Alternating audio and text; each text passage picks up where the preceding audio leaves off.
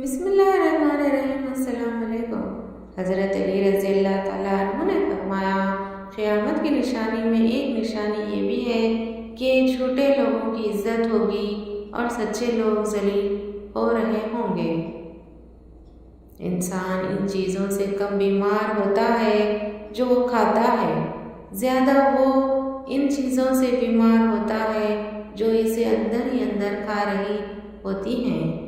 طریقہ صرف ایک ہی ہوتا ہے، لاڈلوں کو زندگی کا تھپڑ ذرا زور سے لگتا ہے۔ سوچ اچھی ہونی چاہیے، کیونکہ نظر کا علاج ممکن ہے لیکن نظریے کا نہیں۔ میرے اللہ نے مجھے اتنی محبتیں دی ہیں کہ 2-4 نفروں سے مجھے کوئی فرق نہیں پڑتا۔ زوال آتا ہے ہر شے پر، مگر غم کو مسلسل عروج حاصل ہے۔ کوشش کریں کہ نسلی لوگوں سے تعلق رکھیں، یہ ناراض بھی ہو تو عزت اور کردار پہ بات نہیں کرتے۔ انسان محبت میں گناہ تو اپنی مرضی سے کرتا ہے، لیکن جب بات پاک رشتے نکاح کرنے کی آتی ہے تو یہ کہہ کر مکر جاتا ہے، گھر والے نہیں مان رہے ہیں۔